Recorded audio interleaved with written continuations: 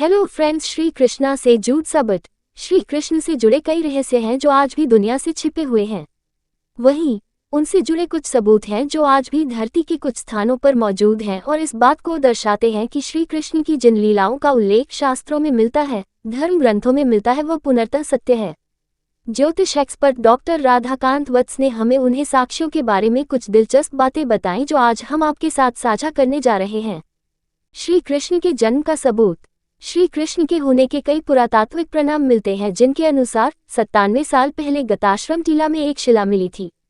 इस शिला को श्री कृष्ण के जन्म का पुरातत्व में पहला प्रमाण माना जाता है। ये शिला 1917 में मथुरा के विश्राम घाट में हुई एक खुदाई के दौरान मिली थी।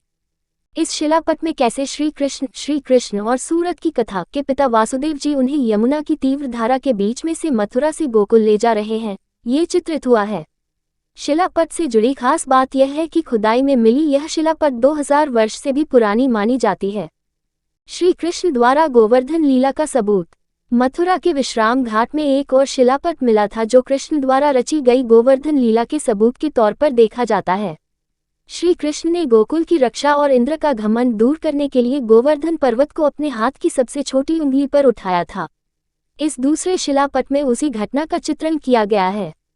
ये शिलापट भी 2000 वर्ष से भी अधिक पुराना बताया जाता है।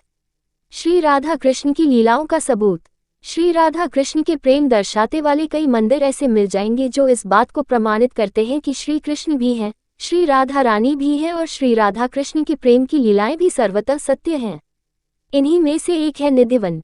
जो लोग निधिवन के महत्व को नहीं जानते वह इसे भूतिया स्थान बताते हैं। वहीं जिन्हें इस स्थान की महिमा पता है उन्हें इस बात का आभास है कि यहाँ आज भी कृष्ण और राधा रास रचाने आते हैं। अब इस स्थान की महिमा वैज्ञानिकों द्वारा भी मानी जाने लगी है। श्री कृष्ण के अर्जुन को गीता उपदेश देने का सबूत। श्री कृष्ण का गीता उपदेश सत्य है, इस बात का प्रमाण खुद भगवत गीता पढ़ने के लाभ है जो घर घर में लोगों द्वारा न सिर्फ पढ़ी जाती है बल्कि वैज्ञानिकों के कई शोध का आधार भी गीता ही होती है। मात्र भारत में ही नहीं बल्कि अब कई देशों में गीता का पाठ पढ़ाया जाता है और इस महान ग्रंथ में छिपे वैज्ञानिक आधारों पर शोध किया जाता है। श्री कृष्ण और महाभारत युद्ध का सबूत। श्री कृष्ण ने अर्जुन को गीता का उपदेश दिया था। उसके बाद कुरुक्षेत्र में महाभारत का युद्ध लड़ा गया था। महाभारत की 150 खगोलीय घटनाओं के आधार पर वैज्ञानिक भी मानते हैं कि कुरुक्षेत्र का युद्ध हुआ था और वह ब्रह्मांड का सबसे भीषण और प्रलयकारी युद्ध था। श्री कृष्ण प्रूफ्स। ब्रिटेन के एक वैज्ञानिक ने इस कई शोध करने के बाद इस बात को माना था कि कुरुक्षेत्र की जो भूमि आज भी लाल नजर आती है वह महाभारत काल के समय से ही है और महाभारत का युद्ध 22 नवंबर 3067 को लड़ा गया था। श्री कृष्ण की द्वारिका का सबूत। श्री कृष्ण ने मथुरा छोड़ने के बाद अपना गुजरात से 1000 किलोमीटर की दूरी पर स्थित समुद्र के किनारे द्वारिका नगरी का निर्माण किया था। इसी कारण से श्री कृष्ण द्वारिकाधीश कहलाए। अक्सर द्वारिका के होने पर सवाल खड़े होते रहे हैं, लेकिन भारतीय नौसेना और पुरातत्व विभाग ने अपनी समुद्र के अंदर गहरी खोज के दौरान इस बात के कई साक्ष्य दुनिया के सामने रखे कि श्री कृष्ण की नगरी द्वारिका आज भी समुद्र के भीतर मौजूद है।